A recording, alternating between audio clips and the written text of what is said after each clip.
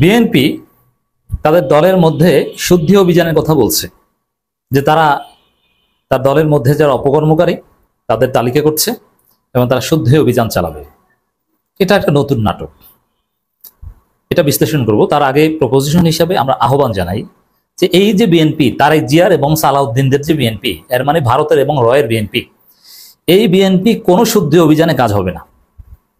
বিএনপির যারা দেশপ্রেমিক বাংলাদেশপন্থী, যারা খালেদা জিয়া এবং জিয়াউর রহমানপন্থী, তারা নিঃসন্দেহে হতাশ হচ্ছেন যে এই বিএনপিকে আমরা চেয়েছিলাম, যে এই বিএনপি নেতা ফজু পাগলা দাঁড়িয়ে বলেন এই বঙ্গবন্ধু মহান, এই বঙ্গবন্ধুকে কিছু করা যাবে, এই বঙ্গবন্ধুকে স্যালুট দিতে হবে, হৃদয় রক্তক্ষরণ, এই বঙ্গবন্ধুর বাড়ি ভাঙে। এই ফজু পাগলাদের বিএনপি, এটা জিয়াউর রহমান খালেদা জিয়ার বিএনপি নয়। এই বিএনপিতে শত শুদ্ধ অভিযান চালিয়ে লাভ হবে না। এই বিএনপি দল হিসেবে চাঁদাবাজ, আদর্শিক চাঁদাবাজ, তারেক রহমানের নির্দেশে চাঁদাবাজ। অবাক হচ্ছেন? হ্যাঁ, এটাই। তারেক রহমান চাঁদাবাজির লোভ দেখিয়ে বিএনপি নেতাদের চাঁদাবাজির লাইসেন্স দিয়েছেন। এখন শুদ্ধ অভিযান চালালে কাজ হবে না। এজন্য সমাধান একটাই, যারা ভারত বিরোধী তরুণ প্রজন্ম যারা আছেন, আলাদা বিএনপি গঠন করেন, জিয়াউর রহমান এবং খালেদা জিয়ার আদর্শ ধারণ করে। আপনারা টিকবেন, নইলে বিএনপির নিষিদ্ধের দাবিতে বাংলাদেশে আন্দোলন হবে। সালাউদ্দিনদের নাগরিকত্ব বাতিলের দাবি অলরেডি উঠেছে, কারণ তিনি জারজ হিসেবে নিজেকে প্রমাণ করেছেন। তারেক রহমানের সমস্যা নেই, তিনি দেশে আসবেন না। আবার এই বিএনপি যেদিকে যাচ্ছে, ফজু পাগলাদের মাধ্যমে যেসব বন্দোবস্ত করছে আওয়ামী পুনর্বাসনের, জয় বাংলা স্লোগান দেওয়াচ্ছে প্রেস ক্লাবে, এবং এই বিএনপির ফজু পাগলারা বিএনপির লোকজন নিয়ে নাকি শেখ মুজিবের ধানমন্ডি 32 বাড়িতে ফুল নিয়ে যাবে, ফুল দিতে যাবে, এই কথা ঘোষণা দিচ্ছে।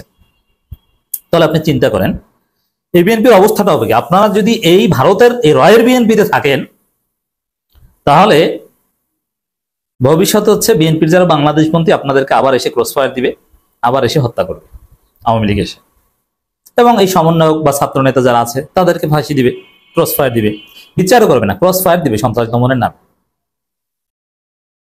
কিন্তু সরকারের উপদেষ্টা তারা বিদেশে পালিয়ে যাবেন, সমস্যা নেই, তারা নিরাপদে থাকবে, সেফ এক্সিট নেবে, ইউনুসেরও সমস্যা নেই। কিন্তু এই বিএনপির যে আওয়ামী পুনর্বাসন প্রজেক্ট, এটা সফল হতে দিলে দেশপ্রেমিক বিএনপিরা মারা খাবেন। তারেক রহমান দেশে আসবেন না, তার সমস্যা নেই, তিনি ইমুতে সার্ভিস দিবেন, কিন্তু আপনাদের খবর আছে। এই জন্য আপনাদের জীবন বাঁচানোর জন্য এই তারেক এবং সালাউদ্দিনদের বিএনপি বাদ দিয়ে নতুন বিএনপি করেন, আপনারা জীবন বাঁচবে। অ্যাটলিস্ট ক্ষমতায় আসা ওটা পরে, আগে আপনার জীবন বাঁচবে। এই বিএনপিকে সফল হতে দিয়েন না, আপনারা সবাই মারা খাবেন, দেশপ্রেমিক সব বিএনপি মারা খাবে। আপনি চিন্তা করছেন? তারেক রহমান কিছু বলছে না ফজু পাগলাকে, আর ফজু পাগলা শেখ মুজিব বন্দনা করছে, বিএনপির লোকজন নিয়ে ধানমন্ডি 32 ফুল দিতে যেতে চায়, যেটা আওয়ামী লীগ সাহস করে না, এবং আওয়ামী লীগের লোকজন দেশে বিদেশে ফজু পাগলার বক্তব্য শেয়ার করে, ধন্যবাদ জানায়। অতএব এখানে শুদ্ধি অভিযান কিছু না। এই যে চাঁদাবাজি করছে, অপকর্ম করছে, খুন করছে, সবকিছুর মূল হচ্ছে চাঁদাবাজি, ভাগাভাগি। মানে এটা তো গত 15 বছর এভাবে ছিল না, কিন্তু এখন কেন চাঁদাবাজি নিয়ে এত খুনাখুনি এবং চাঁদাবাজি প্রাতিষ্ঠানিক রূপ পেয়েছে বিএনপিতে? এর কারণ হচ্ছে জুলাই বিপ্লবে বিএনপির কোনো স্টেক নাই। বিএনপি জুলাই আন্দোলন করেনি, বরং মির্জা ফখরুল বলেছে যে আমরা এই আন্দোলনের সাথে নাই। কেন বলেছিল? নির্বাচন হয়ে গিয়েছে, এখন আন্দোলন করে কোনো লাভ নাই, এটা মির্জা ফখরুল বিশ্বাস করতেন, যে আন্দোলন করে নাড়াচাড়া যদি দিতে হয় আবার 4 বছর পর, যেমন 2018 সালের পর 4 বছর একদম চুপ ছিল, কোনো হরতাল অবরোধ কিছু করেনি, 4 বছর পর একটু নাড়াচাড়া দিয়েছে। তো ফখরুলদের প্ল্যান ছিল যে 4 বছর পর কিছু করতে হবে, এখন তো এইসব আন্দোলন সমর্থন দিয়ে অযথা বেকায়দায় পড়বে। এই জন্য ফখরুলরা বলেছেন এই কোটা সংস্কার আন্দোলনের সাথে আমরা জড়িত না।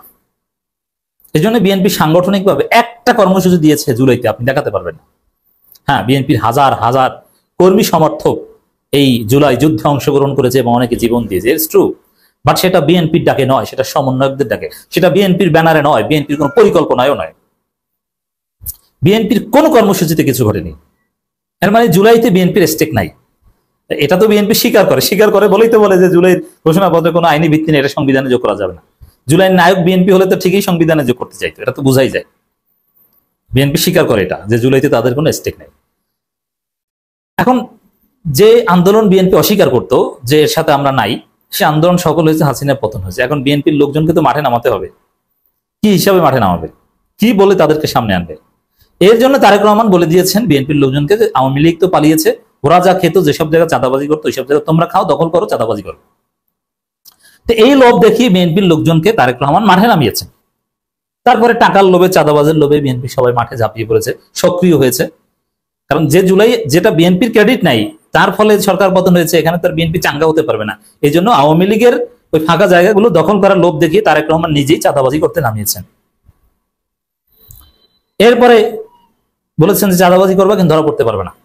ধরা পড়লে কি, ধরা পড়লে বলে দিবে যে ভাই এখন তো ধরা পড়ছে, সাংবাদিকরা চাপ দিচ্ছে, কি করা, বহিষ্কার করি, দেখবো, সমস্যা নেই, চাঁদাবাজি চালাই যাও, অথবা রাতে দেখা করো, কিন্তু কাগজে কলমে একটু কিছুদিন তোমাকে বহিষ্কার রাখতে হবে, ওটা আবার পরে ঠিক করে নিব, সমস্যা নেই। এটা হচ্ছে বিএনপির বহিষ্কার। আপনি কিসের শুদ্ধ অভিযানের গল্প শোনাচ্ছেন আমাদেরকে? এটা হচ্ছে বিএনপির রাজনীতি। চাঁদার ভাগ তারেক রহমান থেকে শুরু করে সবাই পায়। এখানে শুদ্ধি অভিযানে কিছু নাই, এইসব শুদ্ধি অভিযান দিয়ে হবে না। আপনারা আলাদা বিএনপি করেন, যারা ভালো, যারা দেশপ্রেমিক, যারাদের জীবন বাঁচাতে চান, যারা বাংলাদেশপন্থী। তারেক রহমান দেশে আসতে পারবে না, আসবে না, অতএব এই বিএনপি করে লাভ নাই। তারেক রহমান ওই ইমতেই সার্ভিস দিবে। আর খালেদা জিয়া, তার কিছু করার নেই, তিনি তো ন্যাচারাল ডেথ হবেন, আল্লাহ তাকে জান্নাত দিক, আমরা সেই দোয়া করি, সুস্থ রাখুক যতদিন আছেন। দলের নাম ব্যবহার করে চাঁদাবাজি, এটি ভুল, দলের নাম ব্যবহার করে না, দলীয় লোকজনই এটা করে, এটা সাংগঠনিক সিদ্ধান্তে তারেক রহমান নিজে মাঠে নামিয়েছেন। চাঁদাবাজির ব্যাখ্যা হচ্ছে এটা, আপনি এটা অন্যভাবে কোনোভাবে সমাধান করতে পারবেন না। এমনিতে তারেক রহমান এভাবে মাঠে নামিয়েছেন বলে সর্বব্যাপী চাঁদাবাজি, নইলে বিচ্ছিন্ন দুই একটা ঘটনা করতো। ব্যক্তিগতভাবে উদ্যোগ নিয়ে যদি বিএনপির লোকজন চাঁদাবাজি করতো, যদি তারেক রহমান অ্যাসাইনমেন্ট না থাকতো চাঁদাবাজিতে, তাহলে সেটা বিচ্ছিন্ন ঘটনা হতো, তাহলে এত সর্বব্যাপী ধারণ করতো না। ক্ষমতা আসার আগে চাঁদাবাজি, এটা তারেক রহমান লাইসেন্স দিয়েছেন। দেখেন, চাঁদাবাজি, দখল এবং নানা অপকর্মে জড়িত নেতাকর্মীদের তালিকা তৈরি করছে বিএনপি। বিশেষ করে হাইব্রিড ও নব্য বিএনপি পরিচয়ে যেসব ব্যক্তি তৃণমূল থেকে কেন্দ্র পর্যন্ত কেন্দ্র সৃষ্টি করছে এবং দলে বিশৃঙ্খলা ছড়াচ্ছে, তাদের চিহ্নিত করে শুরু হয়েছে শুদ্ধি অভিযান। বিষয়টি অফিসিয়ালি স্বীকার না করলেও বিএনপির একাধিক নির্ভরযোগ্য সূত্র জানিয়েছে, হাইকমান্ডের নির্দেশে ইতিমধ্যে ইউনিয়ন থেকে জেলা পর্যায়ে পর্যন্ত কমিটিগুলো যাচাই বাছাই শুরু হয়েছে। আপনারা লিখে রাখেন, এইসব যাচাই বাছাই শুদ্ধি অভিযানে কিচ্ছু হবে না। কত বহিষ্কার করেছে তারেক রহমান, হুমকি দিয়েছে, চাঁদাবাজি করলে খবর আছে, এগুলো আমরা টলারেট করবো না, একটু কমেছে? ওইসব শুদ্ধি অভিযানে কিছু হবে না, কিছু কমবে না, এগুলো ফাও। চাঁদাবাজির মূল থিওরিতে এক্সপ্লেইন করলাম। তো এই জন্য দর্শক, বিএনপির ভাইদেরকে বলবো, আপনারা যারা দেশপ্রেমিক, জুলাইতে অংশগ্রহণ করেছেন, আপনারা আলাদা বিএনপি করেন, টিকে যাবেন। এই বিএনপি টিকবেই না, এটা ভারতের বিএনপি। এই বিএনপি নিষিদ্ধের দাবিতে আন্দোলন হবে, লিখে রাখেন, আমি বলছি, অলরেডি দাবি উঠছে।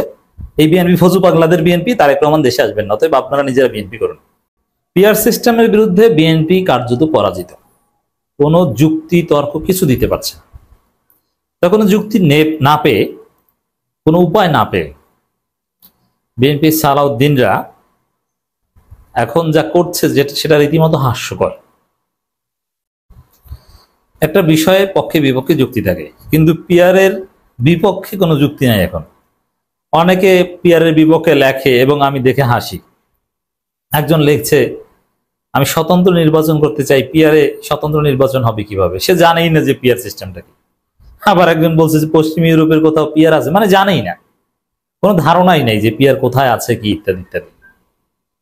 মানে এইভাবে পিআরের পক্ষে বিপক্ষে যারা বলছে, তাদের কোনো এলেম নাই, না বুঝে বলছে, কোনো স্টাডিই নেই। পিআর কি এটা 1 মিনিটও ব্যাখ্যা করতে পারবে না। কত প্রকার পিআর আছে পৃথিবীতে, কিচ্ছু বলতে পারবে না। এখন এই পিআর এর কাছে বিএনপি কার্যত পরাজিত। এবং আমি বলেছি যে আসলে পিআর বিএনপি অলরেডি মেনে নিয়েছে, আপনি ধরে রাখতে পারেন, কোনো উপায় নেই। জানে যে পিআর মেনে নিলে তাদের ওই ফেসিস্ট হয়ে ওঠার স্বপ্ন শেষ। তারপরও ওই যা পাই ভাই, তারপরও পিআর মানে, এটা করতে হবে। এটা খালেদা জিয়ার মাধ্যমে মানবে। খালেদা জিয়া বলবে যে বাবা ঠিক আছে, পিআর মেনে নাও, বিরোধিতা করে লাভ নেই, যেহেতু সবাই চায়। আচ্ছা, একটা বিষয় দেখেন, পিআর চায় না বিএনপি বাদে কোনো দল আছে? একটা দল দেখান তো। বিএনপির পক্ষে যারা ছিল, এবি পার্টি, গণঅধিকার পরিষদ, তারাও পিআর চায়, সিপিবিও পিআর চায়, তাহলে পিআর চায় না কে? সবাই পিআর চায়। অতএব পিআর এর বিপক্ষে শুধু বিএনপি, এটি তো ধরা খাওয়ার জায়গা আসলে। এখন কেউ যদি সালিসি করতে এসে দেখে যে বাংলাদেশের রেজিস্টার্ড প্রায় 60টা পলিটিক্যাল পার্টির মধ্যে শুধু বিএনপি বাদে সবাই পিআর চায়, তখন কি বলবে? যদি গণভোট হয়, মানুষ বলবে পিআর চায়, 80-90% মানুষ পিআর চাবে। তো এই পিআর এর কাছে আসলে পরাজিত বিএনপির, এখানে বলার কিছু নেই, যুক্তিও তো নেই। এটা সহজ হিসাব, সহজ যুক্তি যে জনগণের ভোটের মূল্যায়ন হবে। যাকে 80% মানুষ চাইবে না, ভোট দিবে না, সে নির্বাচিত হবে, এটা তো প্রতারণা। বরং জনগণের প্রত্যেকটা ভোটের মূল্য হবে। জনগণের প্রকৃত মতামত তো এই পিয়ার সিস্টেমের মধ্যে আছে, মতামতের প্রতিফলনের ব্যবস্থা পিয়ার সিস্টেমের মধ্যে আছে। এবং এই যে দখলবাজি, পেশি শক্তি, এইসব মাস্তানি মারামারি এগুলো থাকবে না। দেশে ভারসাম্য প্রতিষ্ঠিত হবে। অনেকে বলছে দেশ ফ্রাজাইল হবে। কেন ফ্রাজাইল হবে ভাই? আপনি এই চিন্তাটা কেন করেন যে সবাই মিলেমিশে দেশ চালাতে হবে, নইলে আপনি পারবেন না? এই জন্য তো তারা বাধ্য হয়ে নাকে খত দিয়ে মিলে যাবে সবাই, যে না আমার তো একক কোনো পাওয়ার নেই, সবাই মিলে না থাকতে পারলে তো আমারও খাওয়া নেই তারও খাওয়া নেই। তারপরে আসুন ভাই আমরা সবাই মিলেমিশে চালাই। বাধ্য হবে মিলেমিশে চালাতে, নিজেদের মধ্যে ভেদাভেদ বিভেদ এগুলো একদম ঝেড়ে ফেলতে বাধ্য হবে। কিছু করার নাই তো, পিয়ার আপনার আকামের হাত পা বেঁধে দিয়েছে। অতএব বিএনপি দেখছে যে কোনো যুক্তি নেই। এখন বিএনপি কি বলছে? শুধু কয়েকটা লাইন বলছে, কিন্তু ব্যাখ্যা নেই। কি যে আসলে পিয়ার এটা তো বাংলাদেশি ভূগোলের সাথে যায় না। কেন যায় না তার বলে না। এটা বাংলাদেশের জন্য উপযোগী নয়। কেন উপযোগী নয় তার বলতে পারে না। তো দর্শক, এখন সালাউদ্দিন আহমেদ তো উদ্ভট কথা বলছে। সালাউদ্দিন আহমেদকে আমি বলেছি যে জারস, এই শাহ উ আ ইজ জারস। এভাবে জারস নিজের জন্ম পরিচয়কে অস্বীকার করেছেন। সালাউদ্দিন আহমেদ তো মূলত জয় বাংলা হয়ে গিয়েছিল, ভারতের আন্ডারে, ভারতের দাস হিসেবে সেখানে বিলাসী জীবনযাপন করেছিল, রয়ের আন্ডারে ছিল, রয়ের লোক ছিল। আমাদের জুলাই বিপ্লব ঘটেছে বলে সালাউদ্দিন দেশে ফিরেছেন, মানে তার নতুন ভাবে জন্ম হয়েছে। জুলাই বিপ্লব না ঘটলে সালাউদ্দিন কোথায় থাকতো? Just imagine. সাপোজ হাসিনার পতন হয়নি, জুলাই বিপ্লব ঘটেনি, সালাউদ্দিন কি বাংলাদেশে? সালাউদ্দিন কি আসতে পারতো? ওই তার মৃত্যু হতো ওই বিলাসী জীবন, ঠিক আছে, রয়ের টাকা পয়সা, ভালো খাওয়া দাওয়া, ওই জায়গায় মৃত্যু হতো, তার জানাজাও হতো না। কারণ ভারতে তো জানাজা কম হয়, তো বলতো যে একে হিন্দু না মুসলমান না কি আমরা জানি, একে পুড়িয়ে ফেলো বা কি কিছু একটা করো। জানাজাও এর ভাগ্যে জুটতো না। রয়ের আন্ডারে থাকলে তো জানাজা জোটার কথা না। এই হচ্ছে সালাউদ্দিন। সে নতুন জীবন পেয়েছে জুলাইয়ের মাধ্যমে। এখন বলে যে এই জুলাই আবেগ, এর কোনো আইনি ভিত্তি নেই। তো জুলাই যদি আবেগ হয়, জুলাই যদি আইনি ভিত্তি না, আবেগ তো সেটা ভিন্ন জিনিস, রাজনীতি আবেগ। কিন্তু তিনি যে অর্থে আবেগ বলেছেন, কটাক্ষ করার অর্থে, ছোট করার অর্থে, মানে এটার কোনো বাস্তবতা নেই, আইনি ভিত্তি নেই, সাংবিধানিক গুরুত্ব থাকতে পারে না, এই অর্থে বলেছেন আবেগ। তো এই কথা যে বলে, সে তার দ্বিতীয় জন্ম পরিচয়কে অস্বীকার করেছে। অতএব সে জারস। এই জারস সালাউদ্দিন তিনি বলছেন যাদের জামানত বাজেয়াপ্ত হবে তারাই সংখ্যানুপাতিক হারে নির্বাচন চায়। আচ্ছা ঠিক আছে, যাদের জামানত বাজেয়াপ্ত হবে তারা যদি সংখ্যানুপাতিক নির্বাচন চায়, তাহলে আপনার তো অনেক ভোট, তাহলে আপনি নির্বাচন ভয় পান কেন? যদি যারা সংখ্যানুপাতিক নির্বাচন চায় তাদের ভোট নাই থেকে থাকে, তাহলে ভোট না থাকলে তো ভাই কোথাও পাবে না, সমস্যা কি? তাহলে তো তারা সিট পেলেও একদম অল্প পাবে, সিট তো বেশি আপনার পাবেন। আপনার জামানত রক্ষা হবে, আপনার এই আছে সেই আছে, দুনিয়ার সব ভোটার আপনার, তাহলে তো আপনিই জিতবেন। আপনি টেনশন করেন কেন ভাই? মানে বোঝা যায় যে আপনি একদিকে পিআর এর বিরোধিতা করছেন, আর একদিকে বলছেন যে যারা পিআর চায় তাদের ভোট নাই। বোঝা যায় যে আপনি ধান্দাবাজ, যা আপনার ভোট নাই, আপনি ভোট চুরি করতে চান। বিএনপির এই কথার মধ্যে সেলফ কন্ট্রাডিকশন। বাস্তব কথা হচ্ছে যে পিআর এর মাধ্যমে কার ভোট আছে কি আছে না সেটা ভালোভাবে দেখা যাবে, শেষ। তা আপনি বেশি ভোট থাকলে তো আপনিই তো বেশি পাবেন। আপনারা বলেন যে আমরা 280 আসন পাবো, 290 আসন পাবো, ঠিক আছে, পিআর হোক, আপনি 200 আসন পান, তারপরে আপনি ইচ্ছা মতো বেশি হয়ে ওঠেন। আপনার যদি ভোট থেকে থাকে তাহলে তো পিআরও আপনি 200 আসন পাবেন, অন্য কেউ 1%ও পাবে না, সব আপনি পাবেন। 280 আসন পাওয়া মানে কি টোটাল বাংলাদেশে আপনার, অন্য কোনো রাজনৈতিক দলের সমর্থক নেই, ঠিক আছে, আপনি নির্বাচিত হয়ে আসেন। বুঝতে পারছেন এই সালাউদ্দিনদের যুক্তি কি, এই নব্য জারজদের যুক্তি কি? আপনি রাগ হচ্ছেন আমি জারজ বলছি, আপনি পারলে আপনার যুক্তি খণ্ডন করুন। আমি কেন তাকে জারজ বলবো? পলিটিক্যাল জারজ। যে জুলাইকে বলে কোনো আইনি ভিত্তি নাই, আইনি ভিত্তি কি থাকে না নতুন ভাবে দিতে হয়? আচ্ছা আমরা যে স্বাধীন বাংলাদেশ হয়েছিলাম 71-এ, 72-এর সংবিধান হওয়ার আগে আইনি ভিত্তি ছিল? 72-এর সংবিধানই তো আমাদেরকে আইনি ভিত্তি দিয়েছে। জিয়াউর রহমান ক্ষমতা নেওয়ার পর থেকে পঞ্চম সংশোধনের আগে তার কোনো আইনি ভিত্তি ছিল? পঞ্চম সংশোধনের মাধ্যমেই তো তার আইনি ভিত্তি দিয়েছেন। তা আইনি ভিত্তি তো থাকে না, আইনি ভিত্তি তো দিতে হয় সংবিধানের মাধ্যমে। তো জুলাইয়ের আইনি ভিত্তি তো আমরা দিব, আইনি ভিত্তি কি আকাশ থেকে পড়বে? এর মাথা ঠিক আছে? অনেকে বলছেন যে এর মাথা ঠিক নেই, চালায় তাকে, তার শরীরে বিভিন্ন জায়গায় অনেক চিপ ঢুকিয়ে দিয়েছে, ওই চিপ অনুযায়ী তিনি কথা বলেন বা কাজ করেন, এরকম কথা আমরা শুনি। তো যাদের জামানত বাজেয়াপ্ত হবে তারাই সংখ্যানুপাতিকার নির্বাচন চায়, ঠিক আছে, তাহলে তো আপনাদের ভালো। এই জামানত বাজেয়াপ্তরা চায়, ওরা 1% ভোট পাবে না, 0.5% পাবে। আর একটা থ্রেশহোল্ড তো থাকবে, যে মিনিমাম 5% ভোট না পেলে সে যেমন 1% ভোট পেলে 3 আসন পাবে, বিষয়টা এরকম না। 1% ভোট পেলে আসন পাবে না, 4% ভোট পেলে সে 12 আসন পাবে, 10 আসন পাবে, এরকম না। মিনিমাম 5% থ্রেশহোল্ড থাকবে, এরকম আইন করা যায় যে 5%-এর কম যারা পাবে তারা কোনো আসনই পাবে না সংসদে। তাহলে তো আপনার কোনো সমস্যা নাই। এখন যারা পিআর চাচ্ছে তাদের যদি জামানতই না রাখা হয় তাহলে তো তাদেরকে আরো 5% ভোট থাকার প্রশ্ন আসে না। 5% ভোট থাকলে মানে সে জামানত রক্ষা পেয়ে সে জিততে পারে। তো 5% ভোট নাই, তারা পিআর চায়, তাহলে তো পিআর হাসি মুখে মেনে নেন। ওরা পিআরে যে একটা ধরা কোনো আসনই পাবে না, কারণ যাদের জামানত রক্ষা হবে না তাদের 5% ভোট বাংলাদেশে নাই, অতএব তারা কেউ সংসদে যেতে পারবে না, সহজ হিসাব। এখন কি বলবেন? কোনো যুক্তি আছে? এরা বুঝে পিয়ার। সালাউদ্দিনকে অনেকে সোকল মেধাবী মনে করে। কিসের মেধাবী ভাই? কেরানিকে মেধাবী মনে করেন?